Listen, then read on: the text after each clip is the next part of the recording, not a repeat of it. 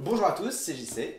Alors la dernière fois on a parlé du Lean Startup, on a essayé de comprendre ce que c'était, cette notion un peu vague et que tout le monde utilise en ce moment. Et la vidéo qu'on est en train de faire aujourd'hui, elle va être sur la question du prototypage.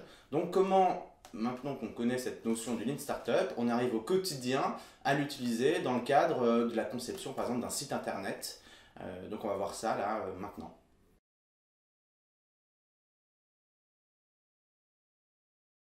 Le problème, en fait, quand on se lance dans une startup et qu'on veut un site internet, c'est qu'on pense tout de suite à faire un cahier des charges, puis c'est ce que demande tout de suite un développeur quand vous le rencontrez.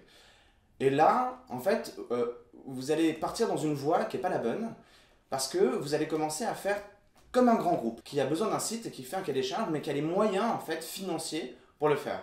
Et donc, comment on fait pour que le Lean Startup, en fait, au quotidien, vous le mettiez dans la conception de votre produit? Donc là, c'est un énorme enjeu, en fait. Et il y a plusieurs techniques, plusieurs méthodes.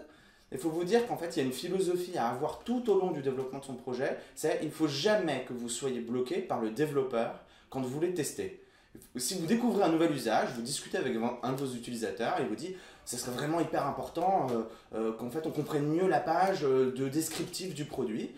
Là, si vous êtes obligé d'appeler votre développeur, si c'est un développeur externe, ou d'aller taper sur l'épaule de votre développeur qui est en interne, et lui va vous répondre bah désolé mais moi j'avais prévu, j'ai plein de bugs à régler, j'avais pas prévu de faire ça, ou ça va coûter tant, ou j'ai plein de clients et je peux pas faire rentrer ta demande là tout de suite maintenant. Le problème c'est qu'en fait en faisant ça, vous vous retrouvez bloqué par l'inertie de votre développeur, par le fait qu'un développeur il fonctionne comme une usine, il a un flux de production. Donc au début, bah, il va prendre une fonctionnalité et il va la faire avancer jusqu'à la sortir sur le site internet. Et ce qu'on demande à un développeur, en fait, c'est de la fiabilité. Vous lui demandez une seule chose, c'est ce que je te demande en développement ou en fonctionnalité, j'aimerais que ça fonctionne et que ça continue à fonctionner X mois, X années et que ce soit fiable.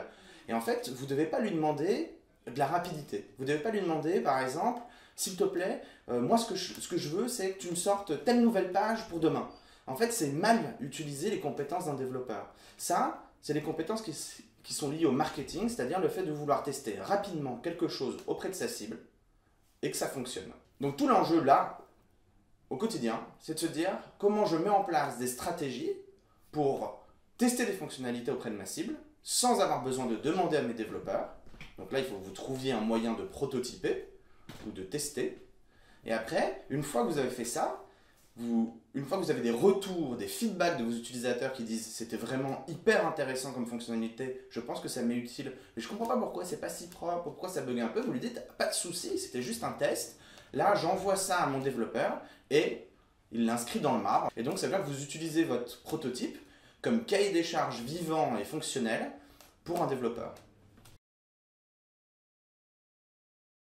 Donc, le but des vidéos suivantes, ça va être de comprendre comment on peut tester des fonctionnalités, c'est-à-dire véritablement des choses qui fonctionnent. Ça ne sera pas une maquette graphique avec des faux boutons, ça sera vraiment un endroit où les gens pourront s'inscrire, pourront faire des actions qui sont utiles à tester pour vous et pour votre business, sans passer par des développeurs, tout en gardant en tête que tout ça c'est quand même une phase de prototype. L'objectif c'est de dire comment on l'envoie après à des développeurs pour qu'ils le mettent en dur.